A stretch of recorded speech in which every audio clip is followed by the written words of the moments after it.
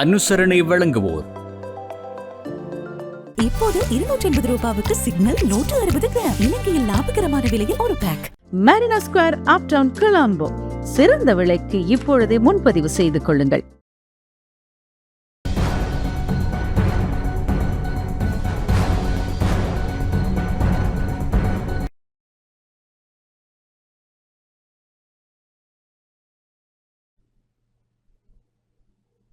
வணக்கம்.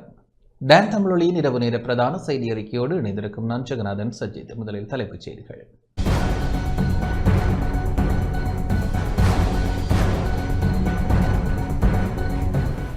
தமிழ் மக்களுக்கு எதிராக இழைக்கப்பட்ட இன அழிப்பிற்கு சர்வதேச நீதி கோரிய போராட்டம் இன்று வடக்கு கிழக்கின் அனைத்து மாவட்டங்களிலும் முன்னெடுப்பு. யாழ்ப்பாணம் செம்மணி மனித புதைகுழியில் இன்று 11 என்பு தொகுதிகள் அடையாளம். யாழ்ப்பாணம் செம்மணி மனித புதைகுழிக்கு நீதி கோரி கொழும்பில் உள்ள ஐக்கிய நாடுகள் சபையின் அலுவலகம் முன்பாக போராட்டம். 3100 பாடசாலைகளை மூட அரசாங்கம் முயற்சிப்பதாக மக்கள் போராட்ட முன்னணி குற்றச்சாட்டு. வெளிநாடுகளில் மறைந்திருக்கும் 67 இலங்கையர்களுக்கு எதிராக நடவடிக்கை.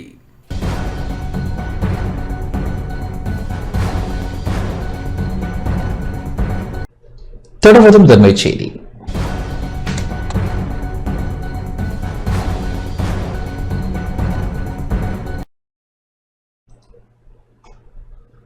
தமிழ் மக்களுக்கு எதிராக இழைக்கப்பட்ட இன அழிப்பிற்கு சர்வதேச நீதி கோரிய போராட்டம் இன்று வடக்கு கிழக்கின் அனைத்து மாவட்டங்களிலும் முன்னெடுக்கப்பட்டது.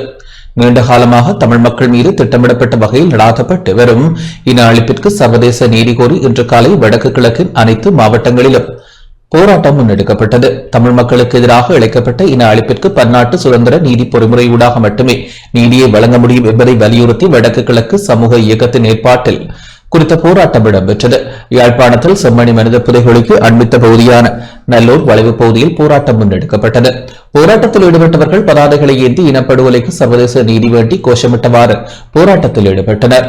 தமிழ் தேசிய மக்கள் முன்னணியின் பொதுச் செயலாளர் செல்வராசா கஜேந்திரன், வலிகாமம் கிழக்கு பிரதேச சபை தவிசாளர் தியாகராஜ அனுரோஷ், காணாமல் ஆக்கப்பட்டோரது உறவுகள், சமூக மட்ட அமைப்பினர் மற்றும் பொதுமக்கள் என பலர் போராட்டத்தில் கலந்து கொண்டனர்.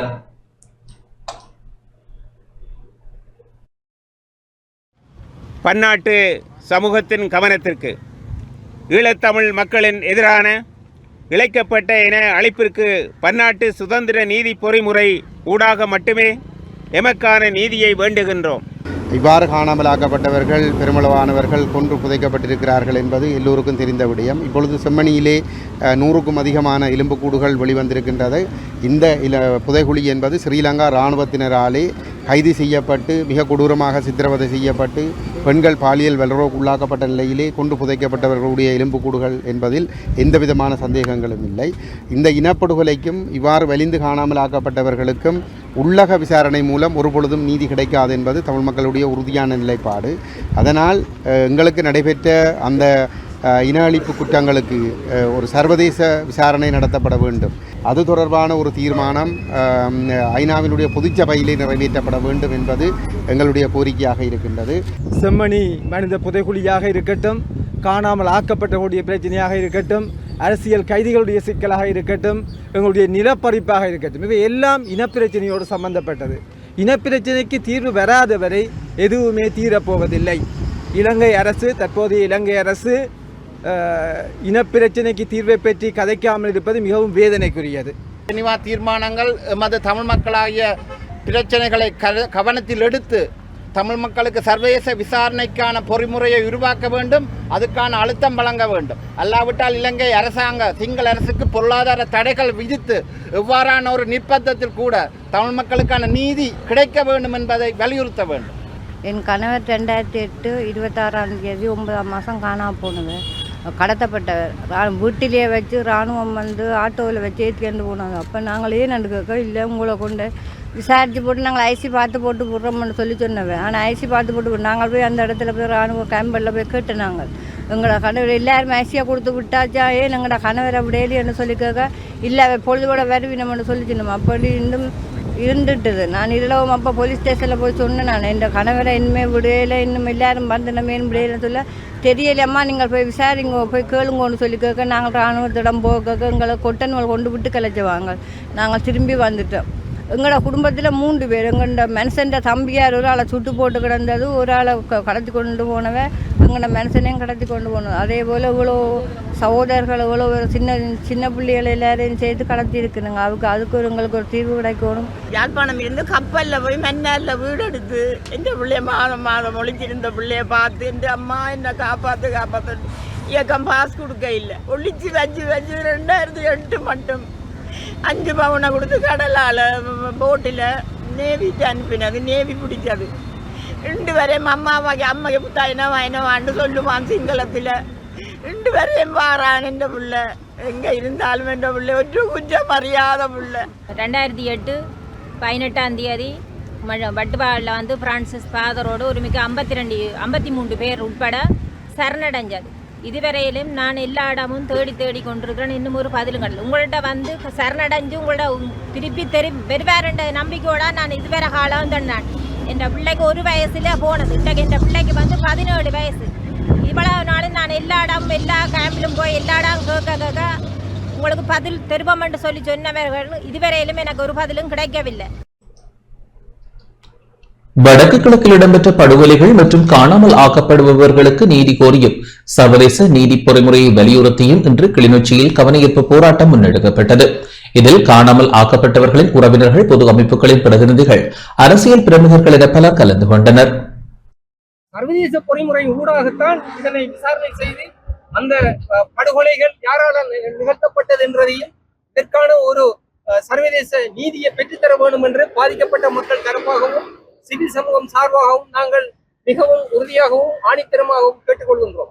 இதே போன்ற படுகொலையில் செய்யப்பட்ட மனித புதைகுழிகள் வடக்கு கிழக்கில் தாராளமாக இருக்கின்றது. ஆனால் இன்று யாருக்கும் அது தெரிந்தாலும் அதை காட்டவோ அல்லது போனால் அதனை அகழ்வு செய்வதற்கோ இந்த நாட்டில் அதற்கான ஒரு உரிமையோ அல்லது சாட்சியலுக்கான ஒரு பாதுகாப்போ இல்லாத நிலையில் இன்றும் அந்த புதைகுழிகளுக்குள் அந்த காணாமலாக்கப்பட்ட உறவுகள் உறங்கிக் கொண்டிருக்கின்ற ஒரு அவல நிலை தான் இந்த நாட்டில் காணப்பட்டுக் கொண்டிருக்கின்றது.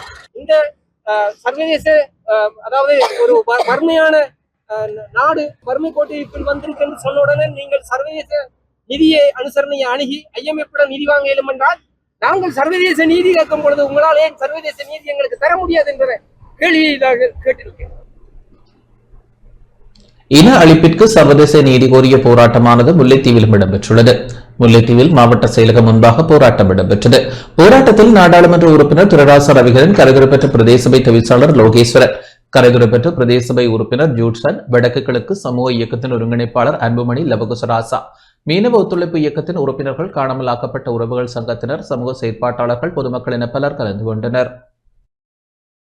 அனைத்து தமிழின அழிப்புக்காகவும் நாங்கள் இலங்கையில இருக்கக்கூடிய உள்ளக பொறிமுறையில் ஏதோ ஒரு நம்பிக்கை வைத்து கடந்த பல ஆண்டு காலமாக நாங்கள் உள்ளக பொறிமுறையில் ஏதாவது தீர்வு வரும் என்ற அடிப்படையில் நாங்கள் போராட்டங்களையும் ஜனநாயக நடவடிக்கையும் மேற்கொண்டிருந்தோம். ஆனால் காலங்காலம் ஆட்சிக்கு வந்த இலங்கை அரசாங்கமானது எமது தமிழ் மக்களின் பல உடன்படிக்கைகளையும் பல பேச்சுவார்த்தைகளையும் சுட்டு நூறாக்கி இன்று வரைக்கும் எங்களுக்கான ஒரு எந்த விதமான ஒரு தீர்வையோ அல்லது பாதிக்கப்பட்டவர்களுக்கான நீதியை வழங்க முடியாத ஒரு சூழ்நிலையில் நாங்கள் தள்ளப்பட்டிருக்கோம். சர்வதேச நீதி பொறிமுறையின் ஊடாகவே எங்களுக்கான நீதி வேண்டும் என்பதை நாங்கள் கடந்த பல ஆண்டுகளாக இந்த தேசத்துக்கும் சர்வதேசத்துக்கும் சொல்லிக் கொண்டு வருகின்றோம்.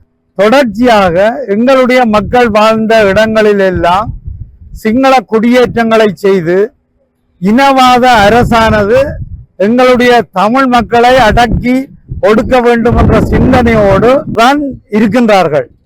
இந்த வகையில தற்போது வந்த அரசாங்கம் இதற்கான ஒரு நியாயத்தை வழங்கும் என்ற நிலையில்தான் மக்கள் எதிர்பார்த்து கொண்டிருக்கின்றார்கள். புதைகுழிகளை பார்த்து கூட சிங்கள இனவாதிகள் கேவலமாக கலைக்கின்றார்கள். சின்ன பிஞ்சு குழந்தைகளை கூட புதைகுழிக்குள் இருந்து கண்டுபிடிக்கப்படுவதென்றால் நீங்கள் யோசித்து பாருங்கள். இன அழிப்பு, தமிழ் இன அழிப்பு தான் இவர்களுடைய சிந்தனையாக இருக்கின்றது. அந்த சிந்தனை வந்து மாற மட்டும் எங்களுக்கான நியாயம் கிடைக்க போறதில்லை.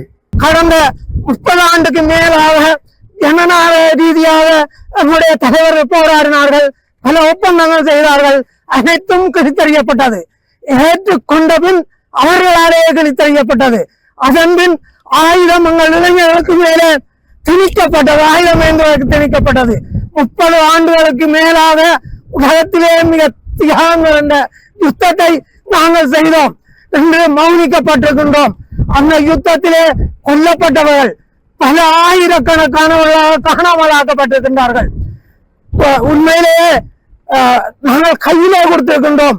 ராணுவம் பிடித்ததை நாங்கள் பார்த்திருக்கின்றோம். ராணுவ கட்டுப்பாட்டுக்குள் நம்முடைய பிள்ளைகள் இருந்ததை அறிந்திருக்கின்றோம். ஆனால் இதற்கு எந்த தீர்வும் கிடைக்கவில்லை.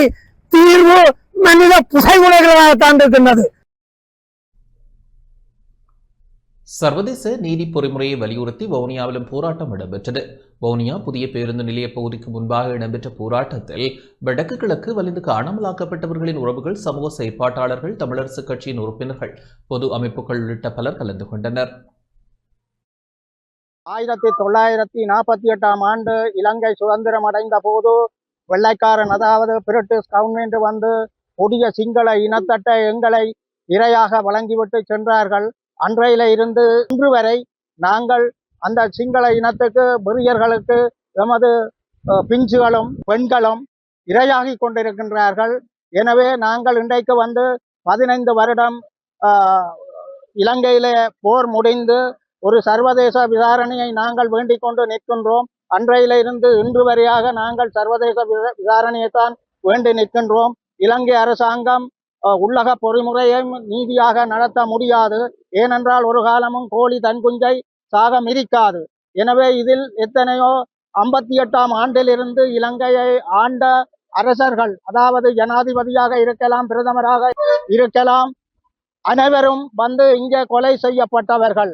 58 ஆண்டு இங்கே இலங்கையில துவங்கின இனக்கலவரம் 61, 74, 77, 83, 87, 95, 97, 2006, 2008 இவ்வளவுக்கும் இங்கே இனப்படுகொலை தான் நடந்தது. சர்வதேசம் கண்ணை மூடிக்கொண்டா இருக்குது. ஜெனிவாவும் இதற்கு உடன்பாடு என்றதைத்தான் நாங்கள் கருத வேண்டி இருக்கும்.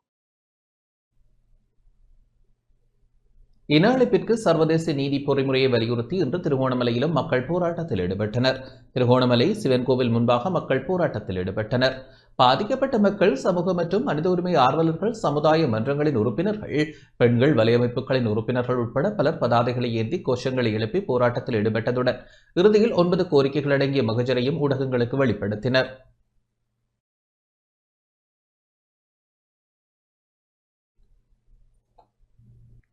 இன அழிப்பிற்கு சர்வதேச நீதி கோரி இன்று மட்டக்களப்பு நகரிலும் போராட்டம் முன்னெடுக்கப்பட்டது. மட்டக்களப்பு நகர் காந்தி பூங்கா முன்பாக போராட்டம் இடம்பெற்றது. இதில் நாடாளுமன்ற உறுப்பினர்கள், மாநகர முதல்வர் உட்பட காணாமல் ஆக்கப்பட்ட உறவுகளின் குடும்ப உறுப்பினர்கள், சிவில் சமூக செயற்பாட்டாளர்கள் என பலர் பங்கேற்றனர். போராட்டத்தை தொடர்ந்து பொதுமக்களிடம் கையெழுத்து பெறும் நடவடிக்கையும் முன்னெடுக்கப்பட்டது.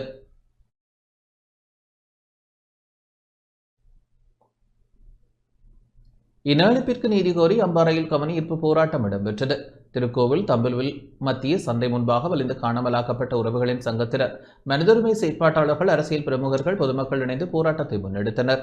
இதன்போது கையெழுத்து சேகரிக்கும் நடவடிக்கையும் முன்னெடுக்கப்பட்டது.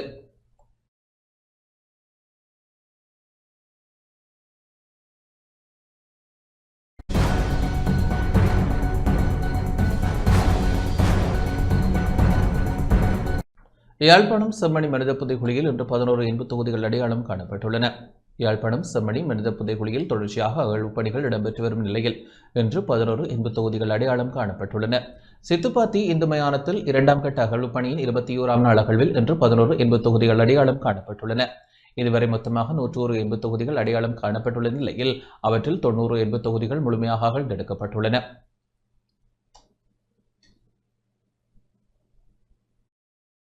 இன்று சித்துப்பாத்தி புதைகுழி வழக்கு 2ஆம் கட்டத்தின் 21ஆம் நாள் அகழ்வு பணி ஆரம்பிக்கப்பட்டது. யாழ் நீதவானை ஆனந்தராஜா அவர்கள் இந்த வழக்கு எடுத்துக்கொள்ளப்பட்டது. ஏற்கனவே அகழ்ந்தெடுக்கப்பட்ட மண்டையோட்டு தொகுதிகளுடன் புதிதாக 9 மண்டையோட்டு தொகுதிகள் அகழ்ந்தெடுக்கப்பட்டு மொத்தமாக 90 மண்டையோட்டு தொகுதிகள் அகழ்ந்தெடுக்கப்பட்டு சட்ட வைத்திய அதிகாரி பிரணவனின் கட்டுக்காவலுக்கு பாரப்படுத்தப்பட்டது. அத்தோடு 11 மண்டையோட்டு தொகுதிகள் அடையாளப்படுத்தப்பட்டிருக்கின்றன. மொத்தமாக 101 மண்டையோட்டு தொகுதிகள் இதுவரை இந்த 2 புதைகுழியிலும் அடையாளப்படுத்தப்பட்டிருக்கின்றது. அத்தோடு இந்த ஸ்கேன் பரிசோதனை சம்பந்தமாக இன்னும் பாதுகாப்பு அமைச்சின் அனுமதி கிடைக்காதனால் திங்கட்கிழமை தான் அந்த ஸ்கேன் பரிசோதனை எப்போது செய்யப்படும் என்பது பற்றி அறிவிக்கக்கூடியதாக இருக்கும். தொடர்ந்து நாளை 2ஆம் கட்டத்தின் 22ஆம் நாள் அகழ்வு பணி நடைபெற இருக்கிறது. இதுவரை மொத்தமாக இந்த அகழ்வு பணியில் 46 சான்று பொருட்கள் நீதிமன்றத்திடம் கையளிக்கப்பட்டிருக்கின்றன. யாழ்ப்பாணம் செம்மணி மனித புதைகுழி அகழ்வு பணிகளை தமிழ் தேசிய மக்கள் முன்னணியின் தலைவரும் நாடாளுமன்ற உறுப்பினருமான கஜேந்திரகுமார் பொன்னம்பலம் இன்று பார்வையிட்டார். 2ஆம் கட்ட அகழ்வின் 21வது நாள் பணிகளை பார்வையிட்ட அவர் ஊடகங்களுக்கு கருத்து வெளியிட்டார். எங்களை பொறுத்தவரை இந்த செம்மணி கண்டுபிடிப்பு 2 விடயங்களுக்கு மிக முக்கியம். ஒன்று, இன அழிப்புக்கு இது ஒரு மிக முக்கியமான ஒரு ஆதாரம்.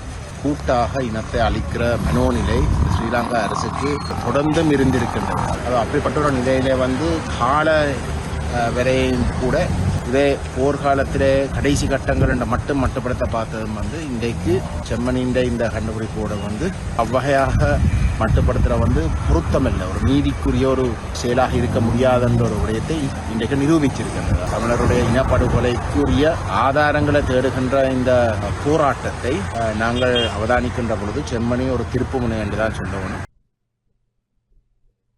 யாழ்ப்பாணம் செம்மணி மனித புதைகுழிக்கு நீதி கோரி கொழும்பில் உள்ள ஐக்கிய நாடுகள் சபையின் அலுவலகம் முன்பாக இன்று போராட்டம் இடம்பெற்றது.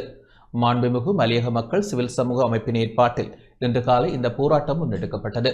செம்மணி மனித புதைகுழிக்கு நீதி கேட்டும் வடக்கு கிழக்கு தமிழ் மக்களுக்கு ஒத்துழைப்பு வழங்கி இந்த நீதி கோரும் போராட்டம் இடம்பெற்றது. செம்மணியில் புதைக்குழிகள் அகழ்ந்தெடுக்கப்படுகின்றன. இன்று மனித எச்சங்கள் கண்டுபிடிக்கப்படுகின்றன. அவை யாருடைய எச்சங்கள், என்ன நடந்தவர்களுக்கு எப்பொழுது நடந்தது, ஏன் அப்படி அவர்கள் புதைக்கப்பட்டார்கள் தொடர்பான விவரங்கள் எங்களுக்கு தேவை. அந்த இறந்தவர்களுக்கு நியாயம் தேவை.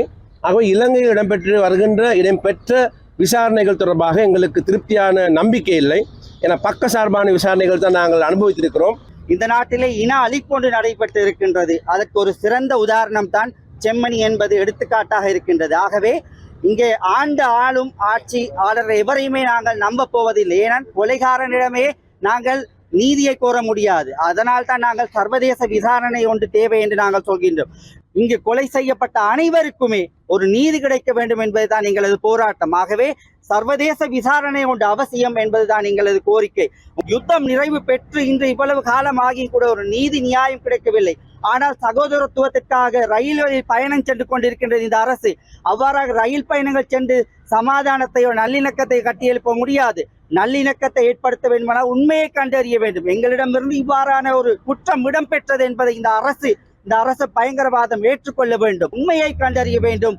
இங்கே படுகொலை செய்யப்பட்ட மக்களுக்கு நீதி நியாயம் கிடைக்க வேண்டும் என்பதுதான் எங்களது கோரிக்கையாக இருக்கின்றது. ஒரு இன அழிப்பின் சான்றாக ஒரு இனத்தின் மேல் நிகழ்த்தப்பட்ட பெரும் கொலையாக நாங்கள் பார்க்க வேண்டும். விடுதலை புலிகளை அரசாங்கம் பயங்கரவாத இயக்கம் என்று முத்திரை குத்தி இருக்கின்றது. ஆனால் பாதுகாப்பு படையினர் என்ற பெயரிலே மக்களை பாதுகாக்க வந்தவர்கள் கொலை செய்திருந்தால் அது மிகப்பெரிய தண்டனைக்குரிய குற்றம் என்பதை நாங்கள் மறந்துவிடக்கூடாது. ஏனென்றால் இந்த நாட்டிலே இன்று ராணுவ வீரர்கள் வெற்றி வீரர்களாக அனைவராலும் கொண்டாடப்பட்டுக் கொண்டிருக்கின்றார்கள்.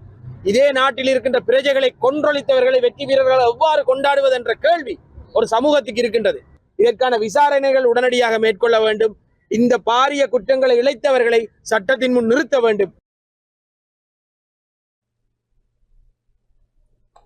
3100 பாடசாலைகளை மூட அரசாங்கம் முயற்சிப்பதாக மக்கள் போராட்ட முன்னணியின் நிறைவேற்றுக்குழு உறுப்பினர் துமிந்தன் நாகமுவ தெரிவித்துள்ளார். கல்வி சீர்திருத்தம் என்ற பெயரில் உலக வங்கியின் நிகழ்ச்சி திட்டத்திற்கு அமைவாக 3100 பாடசாலைகளை மூடுவதற்கு தேசிய மக்கள் சக்தி அரசாங்கம் முயற்சிப்பதாக மக்கள் போராட்ட முன்னணியின் நிறைவேற்றுக்குழு உறுப்பினர் துமிந்தன் நாகமுவ தெரிவித்துள்ளார். தற்போதைய ஜனாதிபதி படித்த தம்புத்தேகம பாடசாலையும் இதன் கீழ் மூடப்பட உள்ளதாக தமது கட்சிக்கு தகவல் கிடைத்துள்ளதாகவும் அவர் குறிப்பிட்டுள்ளார். கல்வி சீர்திருத்தங்கள் தொடர்பான விளக்கங்களை மட்டுமே அரசாங்கம் தற்போது வழங்கியுள்ளது.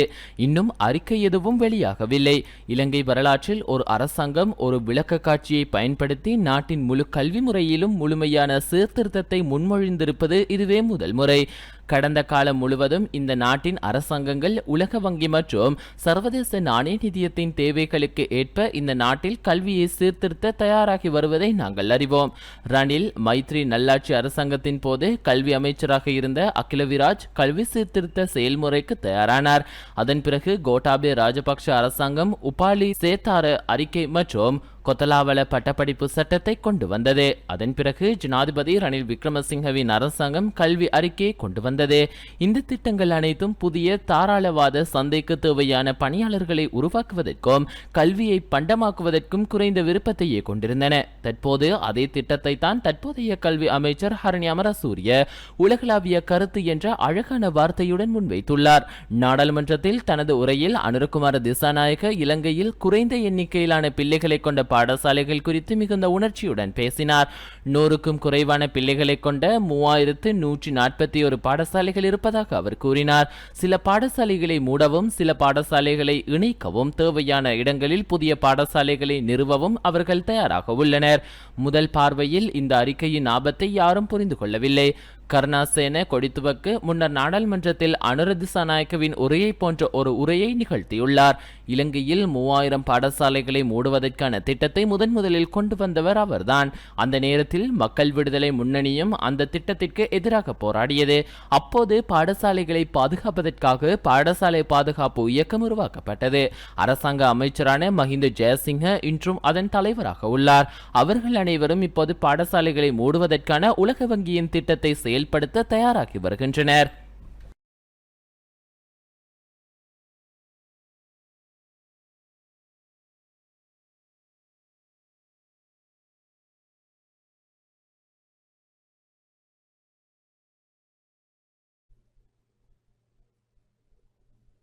கல்வி சீர்திருத்த நடவடிக்கை அரசாங்கத்தின் தன்னிச்சையான முடிவு என இலங்கை ஆசிரியர் சங்க பொதுச் செயலாளர் யோசப் ஸ்டாலின் தெரிவித்துள்ளார். கல்வி சீர்திருத்த நடவடிக்கை அரசாங்கத்தின் தன்னிச்சையான முடிவு எனவும் இந்த விடயம் தொடர்பில் அரசாங்கம் ஆசிரியர் சங்கங்களுடன் கலந்தாலோசிக்கவில்லை எனவும் இலங்கை ஆசிரியர் சங்க பொதுச் செயலாளர் ஜோசப் ஸ்டாலின் தெரிவித்துள்ளார். இன்று யாழ்ப்பாணம் சன்மார்க்க மகாவித்தியாலயத்தில் இடம்பெற்ற ஊடக சந்திப்பில் இவ்வாறு குறிப்பிட்டார். அரசாங்கம் கல்வி சீர்திருத்தம் கொண்டு வந்திருக்குது. இந்த சீர்திருத்தம் கொண்டு வந்திருக்கிறது எப்படி யாரோடையும் பேசி இல்லை. விசேஷமாக எங்களுக்கு தெரியும் இலங்கையில் இருக்கிற தொழிற்சங்கங்களோடவோ இல்லாட்டி வேறு வேறு மொழிகள் செயல்படுறவங்களோடவோ யாரோடையும் பேசாமல் தான் இந்த சீர்திருத்தம் கொண்டு வந்திருக்குது. இந்த கொண்டு வந்த சீர்திருத்தத்தை எடுத்துக்கொண்டால் உண்மைக்கும் அவங்க தனிச்சையாக செஞ்ச செயல்பாடாக தான் இருக்குது. இப்போ இந்த கொண்டு வந்திருக்க இது ஒன்றும் இல்லை, சும்மா ஒரு ப்ரெசன்டேஷன் மட்டும்தான். இதுக்கு முதல் நாள் அந்த கல்வி சீர்திருத்தம் எல்லாம் அது ரிசர்ச் பண்ணி நடைமுறைப்படுத்தி நடைமுறைப்படுத்தின பின் திரும்பவும் அது சம்பந்தமாக மானிட்டரிங் ப்ராஜெக்ட் செஞ்சு எல்லாம் செஞ்சு தான் நடைமுறைப்படுத்துது. ஆனால் இது ஒரே ஒன்றா கொண்டு வர்றாங்க, ஒரு ப்ரெசன்டேஷன் மட்டும்தான் இருக்குது. ஒரு கேட்டால் ஒரு தாள் கூட இல்லை. ஏன் இப்படி இந்த கொச்சப்பட்ட செயல்பாடாக மாற்றிருக்குது?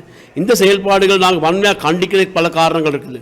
ஒன்று தான் இதில் பாடசாலை காலத்தை 2 மணி ஆக்குறாங்க. யார்கிட்ட கேட்டு தீர்மானிச்சிருக்காங்க? பாடசாலை காலம் யார்கிட்ட? அதிபர்கள்ட்ட ஆசிரியர்கள்ட்ட நேரத்தான் கொடுக்க போடுறாங்க. அப்போ அப்படி கொடுக்க போக்குள்ள நேரத்தை கொடுக்க போக்குள்ள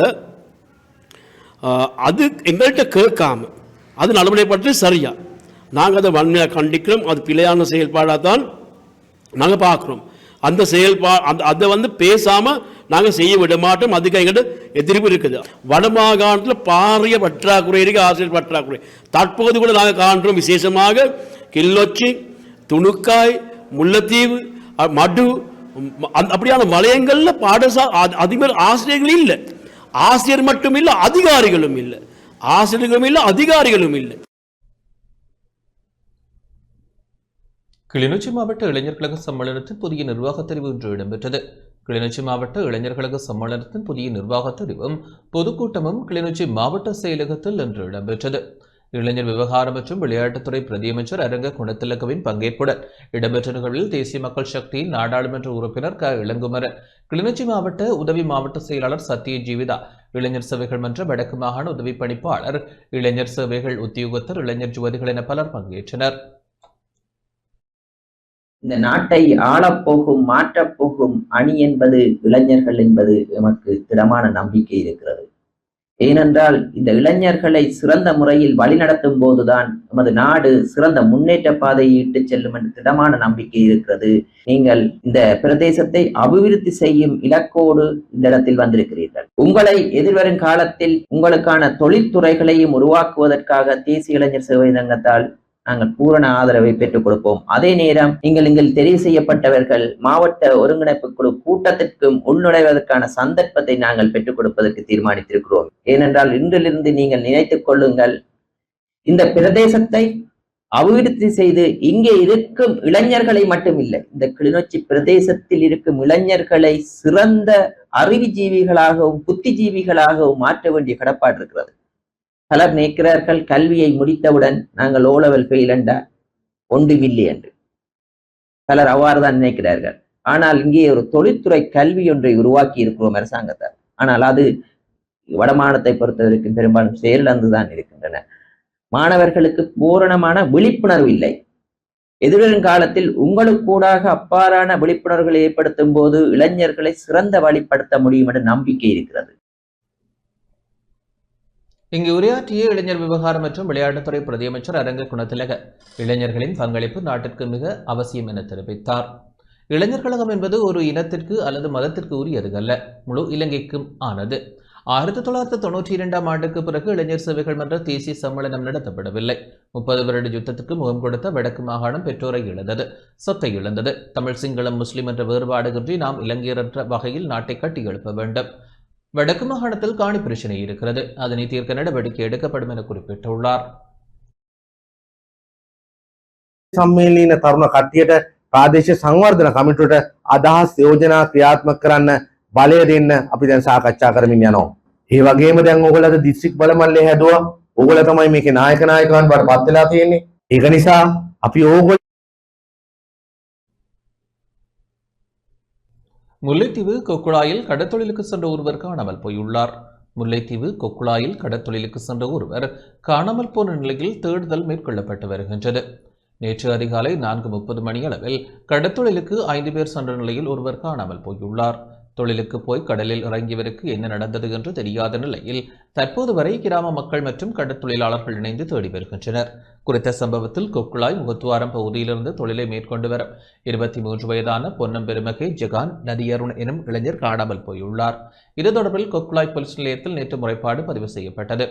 எனினும் இன்று வரை சம்பவ இடத்திற்கு போலீசார் வருகை தரவில்லை என காணாமல் போன இளைஞரின் தந்தை தெரிவித்துள்ளார்.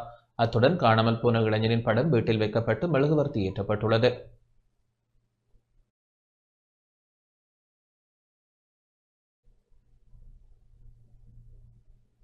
நாட்டை முன்னேற்றுவதற்கான கல்விக் கொள்கை முன்வைக்கப்படுமானால் அதனை ஏற்றுக்கொள்ள தயார் என நாடாளுமன்ற உறுப்பினர் வே. ராதாகிருஷ்ணன் தெரிவித்துள்ளார்.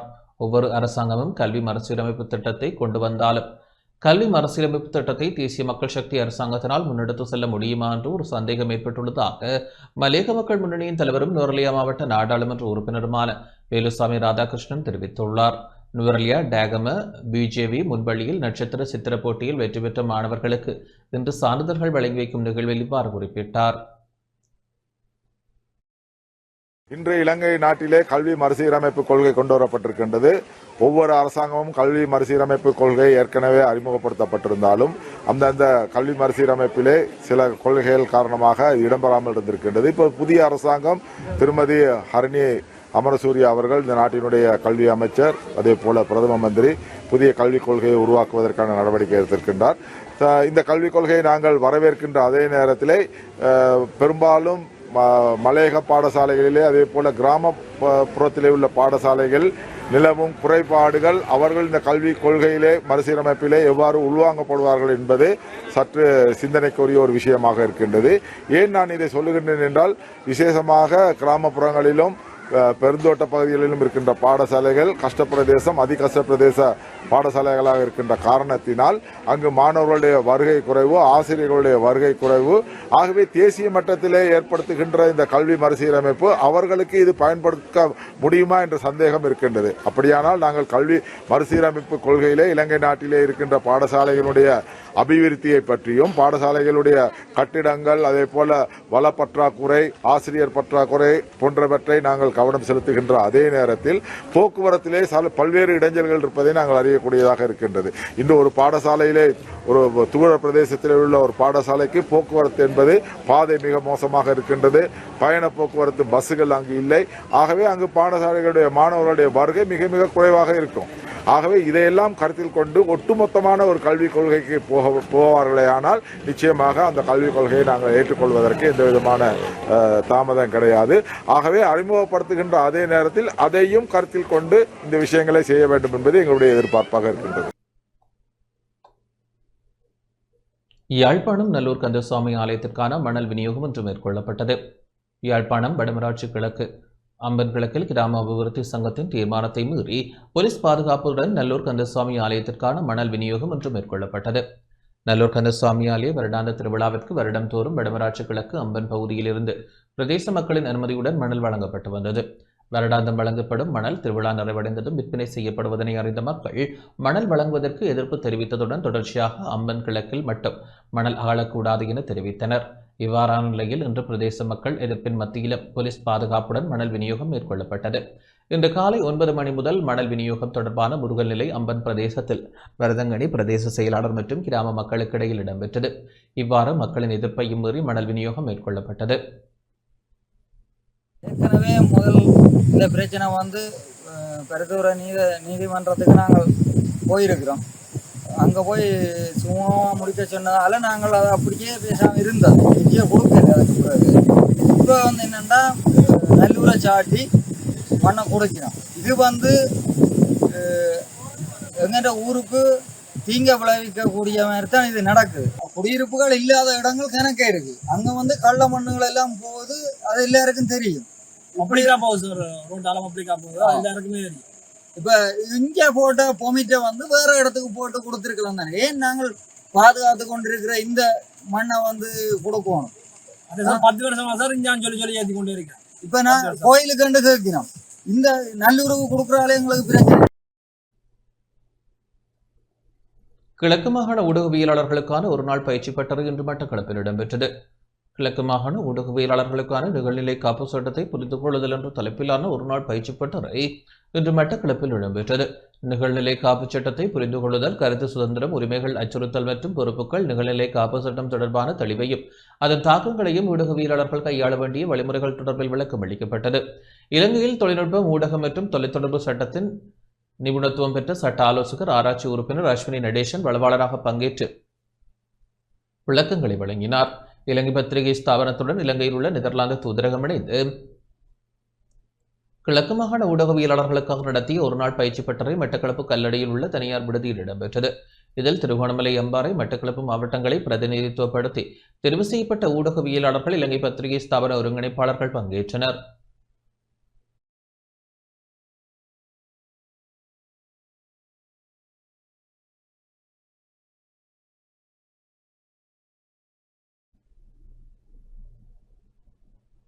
வெளிநாடுகளில் மறைந்திருக்கும் 67 இலங்கையர்களுக்கு எதிராக நடவடிக்கை எடுக்கப்பட உள்ளது. நாடு கடந்த குற்றவியல் வலையமைப்புகளுக்கு எதிராக தீவிர நடவடிக்கையின் ஒரு பகுதியாக வெளிநாடுகளில் மறைந்திருக்கும் 67 இலங்கையர்களுக்கு சர்வதேச போலீஸ் துறையின் சிவப்பு அறிவிப்பு விடுக்கப்பட்டுள்ளது. இதனை பொதுமக்கள் பாதுகாப்பு அமைச்சு அறிவித்துள்ளது. இந்த நபர்களில் சிலர் போலி கடவுச்சீட்டுகளை பயன்படுத்தி கண்டறிதலை தவிர்க்க முயற்சிப்பதாகவும் இதனால் அவர்களின் சரியான இருப்பிடத்தை கண்டுபிடிக்க கடினமாக இருப்பதாகவும் அமைச்சு குறிப்பிட்டுள்ளது. இருப்பினும் அவர்களில் பலர் தற்பொழுது எந்தெந்த நாடுகளில் பதுங்கியிருக்கிறார்கள் என்பதை புலனாய்வுத்துறை வெளிப்படுத்தியுள்ளது. அவர்களை கைது செய்து நாடு கடத்துவதை எளிதாக்குவதற்காக இலங்கை அரசாங்கம் தற்பொழுது அந்த நாடுகளின் வெளியுறவு அமைச்சுக்களுடன் நெருக்கமாக பணியாற்றி வருவதாகவும் பொதுமக்கள் பாதுகாப்பு அமைச்சு அறிவித்துள்ளது.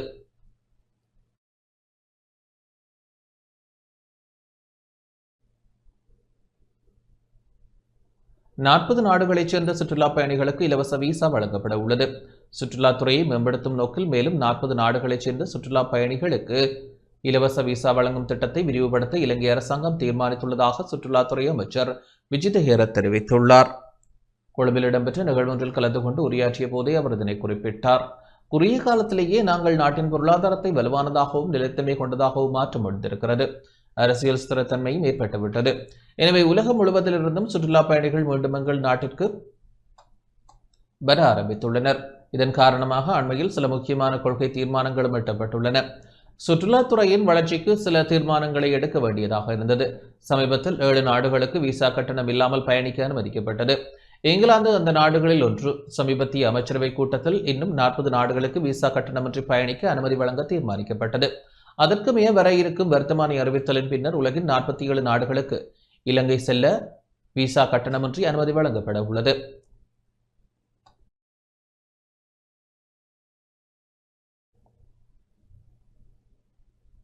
விசேட சோதனை நடவடிக்கையில் ஐஸ் போதைப் பொருளுடன் அதிகளவானோர் கைது செய்யப்பட்டுள்ளனர். கடந்த 11ஆம் தேதி முதல் 25ஆம் தேதி வரை நாடு முழுவதும் போலீசார் நடத்திய விசேட சோதனை நடவடிக்கையின் போது போதைப் பொருட்களை தம்பசம் வைத்திருந்த குற்றச்சாட்டின் பேரில் 3296 பேர் கைது செய்யப்பட்டுள்ளனர். இதன்படி கடந்த 7 நாட்களில் நாடு முழுவதும் 3300 சுற்றுவளைப்புகள் மேற்கொள்ளப்பட்டதாக போலீஸ் ஊடக பிரிவு வெளியிட்டுள்ள அறிக்கையில் தெரிவித்துள்ளது. இதன்போது ஹெரோயின் போதைப்பொருள் வைத்திருந்த குற்றச்சாட்டில் 998 பேரும், ஐஸ்ரக போதைப்பொருள் வைத்திருந்த குற்றச்சாட்டில் 1128 பேரும், கஞ்சா போதைப்பொருள் வைத்திருந்த குற்றச்சாட்டில் 1039 பேரும் கைது செய்யப்பட்டுள்ளதாக போலீஸ் ஊடக பிரிவு குறிப்பிட்டுள்ளது.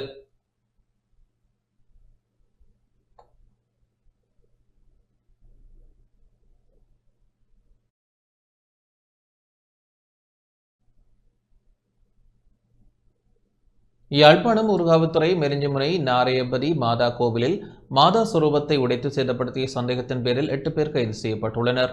யாழ்ப்பாணம் ஊர்காவத்துறை மெரிஞ்சிமுனை நாரையம்பதி மாதா கோவிலில் மாதா சுரூபத்தை மதுபோதையில் உடைத்து சேதப்படுத்திய சந்தேகத்தின் பேரில் வேலணையைச் சேர்ந்த 8 பேர் ஊர்காவத்துறை போலீசாரால் கைது செய்யப்பட்டுள்ளனர். அரசியல் கட்சி ஒன்றின் தீவக அமைப்பாளர் உள்ளடங்கலாக 8 பேர் கைது செய்யப்பட்டுள்ளனர். நேற்று மதுபோதையில் இருந்த 20 பேரடங்கிய குழுவினர் மாதா சுரூபத்தை உடைத்து சேதப்படுத்தியதாக ஆலய நிர்வாகத்தினர் ஊர்காவத்துறை போலீஸ் நிலையத்தில் முறைப்பாடு செய்தனர். அதற்கு மேல் தற்பொழுது 8 பேர் கைது செய்யப்பட்டுள்ளதுடன் ஏனையோர் தேடப்பட்டு வருகின்றனர். இந்த குழுவினர் ஆலய பகுதியில் இருந்து மது அருந்ததையாகவும் அவ்வாறான சந்தர்ப்பத்தில் சுற்றுலாவிற்காக வருகிறது சுற்றுலா பயணிகளுடன் முரண்பட்டதாகவும் தெரிய வருகின்றது. இந்த நிலையில் மதுபோதையில் இருந்த குழுவினர் இந்தியாவிலிருந்து கொண்டுவரப்பட்ட சுமார் 50 லட்சம் பெறுமதியான மாதா சுரூபத்தை உடைத்து சேதமாக்கிவிட்டு தப்பிச் சென்றுள்ளனர். அந்த வகையில் துரிதமாக செயற்பட்ட போலீசார் 8 பேரை கைது செய்துள்ளனர்.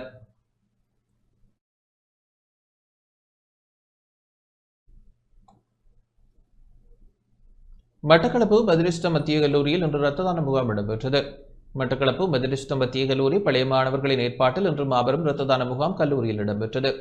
கல்லூரியின் 2005 உயர்தர மாணவர்கள் தொடர்ச்சியாக 12வது வருடமாக கல்லூரி மாணவர்களின் ஒற்றுமையை மேம்படுத்தும் வகையில் பழைய மாணவர்கள் ஒன்றிணைந்து மட்டக்களப்பு போதனா வைத்தியசாலை இரத்த வங்கி பிரிவுடன் இணைந்து இரத்த தான முகாமை முன்னெடுத்தனர். போதனா வைத்தியசாலை இரத்த வங்கியில் நிலவும் இரத்த பற்றாக்குறையை நிவர்த்தி செய்யும் வகையில் பழைய மாணவர்கள் சங்க தலைவர் எந்திரி கோபிநாத் தலைமையிலான இரத்த தான முகாம் ஏற்பாடு செய்யப்பட்டது. இந்த முகாமில் கல்லூரி அதிபர் பாஸ்கரன், பழைய சங்க செயலாளர் எந்திரி மயூரன், கல்லூரி பழைய மாணவனும் ஆரியம்பதி பிரதேச சுகாதார வைத்திய அதிகாரியுமான டி டிலக்ஷன், மட்டக்களப்பு போதனா வைத்தியசாலை இரத்த வங்கி பிரிவு வைத்தியர் விவேக், வைத்தியசாலை தாதிய உத்தியோகத்தர்கள், மெதடிஸ்த மத்திய கல்லூரியின் 2005 உயர்தர மாணவர்கள் பங்கேற்றனர்.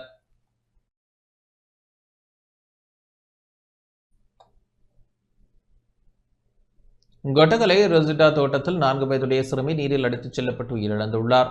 கொட்டகலை கிராம உத்தியோகத்தர் பிரிவிற்குட்பட்ட ரொசிட்டா தோட்டத்தில் இன்று பிற்பகல் சுமார் 4 வயதுடைய சிறுமி நீரில் அடித்துச் செல்லப்பட்டு உயிரிழந்துள்ளார்.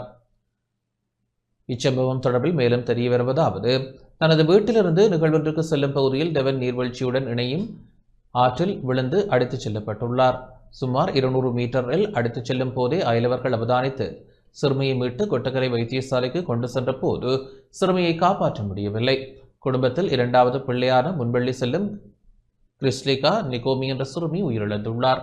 தற்போது பிரேத பரிசோதனைக்காக சிறுமியின் உடல் கிளங்கன் ஆதார வைத்தியசாலைக்கு கொண்டு செல்லப்பட்டுள்ளது.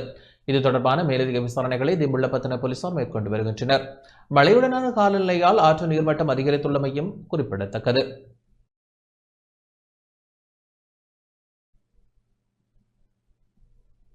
விருதுநகருக்கு சென்று காணாமல் போனதாக கூறப்படும் மஸ்கலியா போலீஸ் பிரிவிற்குட்பட்ட இலக்கம் தனியார் தோட்ட பெண்ணை தேடும் நடவடிக்கையில் போலீசார் அதிரடிப்படையினர் தோட்ட மக்கள் ஈடுபட்டுள்ளனர். குறித்த தோட்டத்தில் பணிபுரியும் 51 வயது மடிக்கத்தக்க பெண் ஒருவர் காணாமல் போயுள்ளதாக மஸ்கலியா போலீஸ் நிலையத்தில் முறைப்பாடு செய்யப்பட்டுள்ளது. இதையடுத்து தேடுதல் நடவடிக்கை முன்னெடுக்கப்பட்டுள்ளது. புசப்ப லீலா என்ற ஒரு பெண் குழந்தையின் தாய் நேற்று காலை 8:30 மணிக்கு அதே தோட்டத்தில் உள்ள பகுதியில் விறகு சேகரிக்க சென்றுள்ளார். நேற்று மாலை வரை வீடு திரும்பவில்லை. இதனையடுத்து உறவினர்கள் மஸ்கலியா போலீஸ் நிலையத்தில் புகார் செய்தனர். இதுகுறித்து மஸ்கலியா போலீசார் மேலதிக விசாரணைகளை மேற்கொண்டு வருகின்றனர்.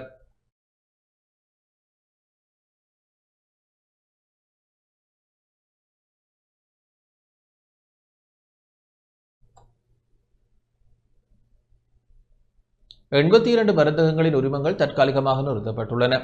நாடு முழுவதும் 82 மருந்தகங்களின் உரிமங்கள் தற்காலிகமாக நிறுத்தப்பட்டுள்ளதாக சுகாதார அமைச்சு தெரிவித்துள்ளது. இந்த மருந்தகங்கள் தேவையான தரநிலைகளை பேணாத காரணத்தின் அடிப்படையிலேயே இந்த நடவடிக்கை எடுக்கப்பட்டதாக அமைச்சு குறிப்பிட்டுள்ளது.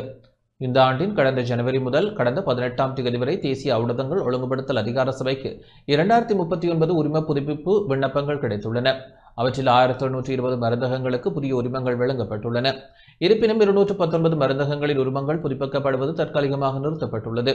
இவற்றில் 137 மருந்தகங்களின் முழுநேர மருந்தாளர்கள் நியமிக்கப்படாததால் அவர்கள் நியமிக்கப்படக்கூடும் வரை உரிமங்கள் புதுப்பிக்கப்படாது.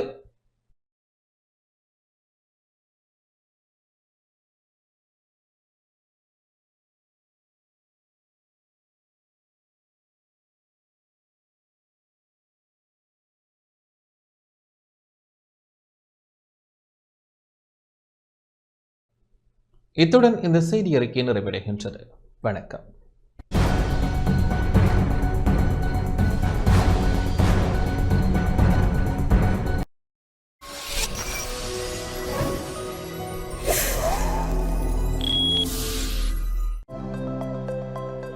அனுசரணை வழங்கியோர் இப்போது 280 ரூபாவுக்கு சிக்னல் 160 கிராம் இலங்கையில் லாபகரமான விலையில் ஒரு பேக்.